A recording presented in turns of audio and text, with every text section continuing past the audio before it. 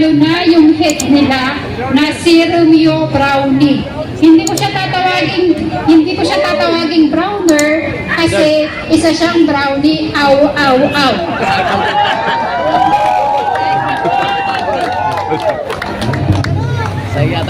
Ang sabi ni Romeo Browner, Chief of Staff ng Armed Forces of the Philippines. Ang sabi niya, mga kababayan, mga kapwa ko Pilipino, yung mga sundalo daw na magsasalita regarding sa pananarantado ni Martin Romualdez Bongbong Marcos at ng asawa ng butod na si Lisa Marcos, kailangan daw mag-resign muna at tanggalin ang uniforme. Gago! Browner, ikaw dapat ang nagre-resign.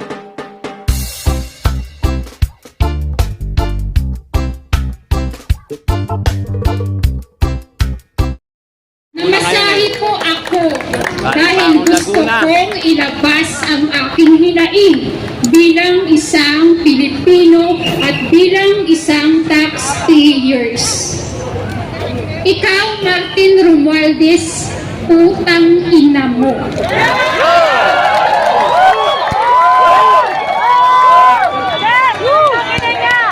Martin Romualdez! Baba ka na dito, sir! Paglaban mo yan, sir! Martin Romualdez. Ang kapal-kapal ng mukha mong nakawin ang pera naming mga Pilipino. Ang kapal mong nakawin ang pera naming Pilipino para isuhol dyan sa mga aso mo sa Kongreso para tirahin si Bibi Sara Duterte.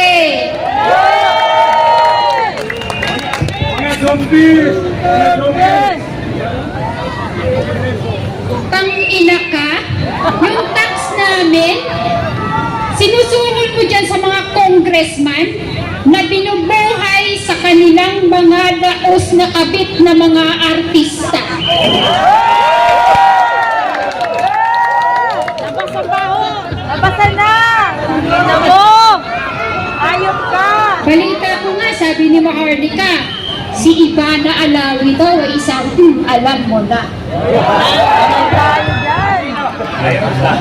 Tayo dyan! Pati daw yung Yasi Pressman, nagkakamso, putang ina. Okay, tapos na po ako para sa mga working class. Sana naintindihan ninyo kung ano dapat ang ating ipaglaban at i-demand sa gobyerno. Punta naman tayo sa PNP, mga sir. Yeah! Kaway, mga sir. Mabuhay! Kapatid ni Inis din. Itong PNP na to, nuknukan ng sinungaling. Diwata. Diwata ba yan? Hindi naman po lahat ng PNP ay tarantado, iskalawag at mga number 1 na nagbibigay ng drugs sa mga pusher. Ay, gandang hapon po. Hindi ko lahat ng pulis ha, hindi ko po nila lahat. Maliban na lang kay General Diwata Torre, ang pangit na pulis na yan. Akala mo kagwapo-gwapo. Diwata! Mukhang bakla! Ay, bakla ba yun? Tao ba Tuloy yun? ko na po para sa PNP. Itong PNP na to, lalong-lalo na po mga sir, yung ex-spokesperson ninyo, si Jong Pajardo. Alam ko at itong pangalan ng putang inang yan, napakasinungaling ng gagam yan.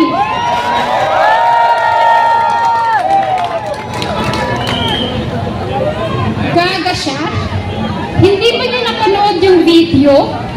Ha?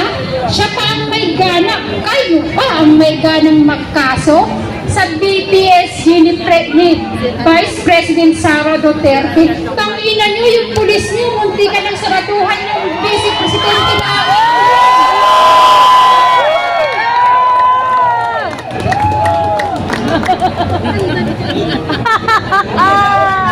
Damay-damay na talaga. Putang ina nilang lahat. Ano? Okay. Babae lang katapat nyo. Si Jong Pajardo, Hindi ko alam kung anong gender pronoun niya. Bakla ba siya, tomboy, babae o lalaki? Ang alam ko lang makapal ang mukha niyang magsinungaling. Itong spokesperson ng PNP. Galit na galit ako dito sa tarantadang to eh. KOGC pa lang eh. May ginawa ng kalokohan yan eh. Silang dalawa na General Torre. Diwata. Hoy, Madam! Madam Jong Fajardo, kung sino ka mang Poncio Pilato ka. Yung estrella mo sa balikat, hindi mo deserve yan.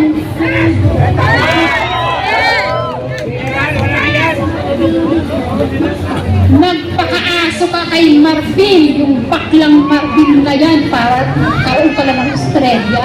Nagpakaaso ka kay Martin Romualdez, tarantada ka, pulis ka pa naman, abogado. Dapat para sa Pilipino siya. Tatanggol para sa Pilipino. Magkapagsinungaling, Jung Fajardo, iba na po ang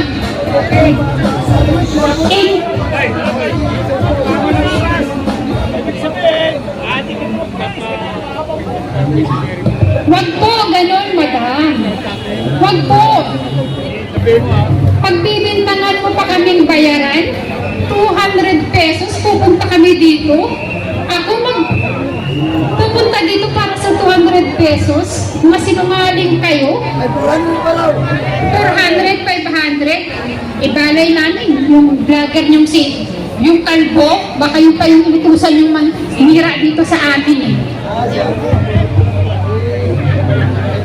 Doon tayo sa AFP. Tapos na ako sa mga pulis na yan. AFP. Lalong-lalo na yung head nila na si Romeo Brownie. Hindi ko siya tatawaging browner kasi isa siyang brownie, aw, aw, aw.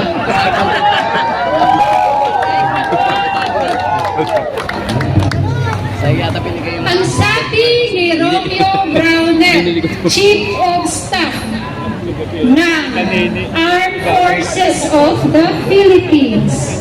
Ang sabi niya, mga kababayan, mga kapwa ko Pilipino, yung mga sundalo daw na magsasalita regarding sa pananarantado ni Martin Romualdez, Bongbong Marcos, at ng asawa ng butod na si Lisa Marcos, kailangan daw mag-resign muna at tanggalin ang uniforme. Kago! Browner, ikaw dapat ang nagre-resign dahil ikaw ay partisan, hindi ka non-partisan, putang ina ka.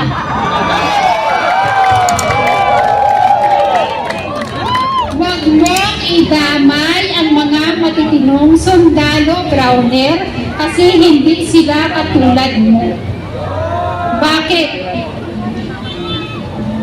Dahil may mga sundalo na hindi na gusto ang nangyayari sa Pilipinas.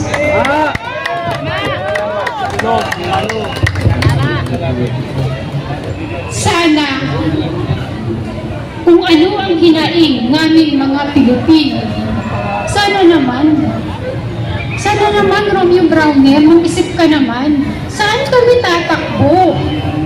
Ha? Infiltrated nga ni Lisa Marcos ang mga branches ng government.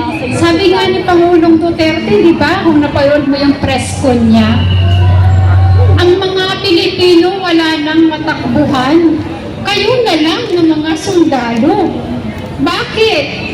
Kasi ang trabaho ninyo to protect the people and protect the Constitution.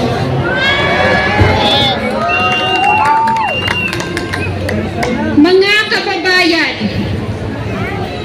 nung nag-press conference si Pangulong Rodrigo Roa Duterte, meron po siyang tinanong sa mga pulis at sundalo. Ano ang tinanong niya? Ito po, mga kababayan. Ang sabi ni Pangulong Rodrigo Roa Duterte. Mga pulis, mga sundalo, hanggang kailan kayo magsusuporta sa Commander-in-Chief ninyong adik?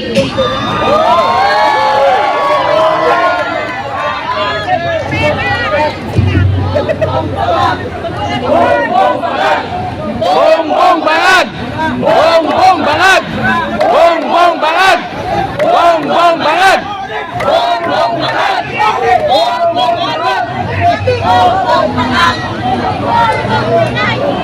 Ngayon,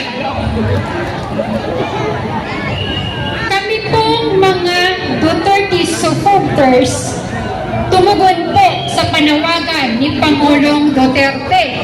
Pumunta po kami sa Facebook page ng Armed Forces of the Philippines. Nagtanong po kami doon, mga kababayan, which is karapatan natin siguraduhin na tayo pa rin ang pinoprotektahan ng AFP. Tinanong po namin sa Facebook page ng Armed Forces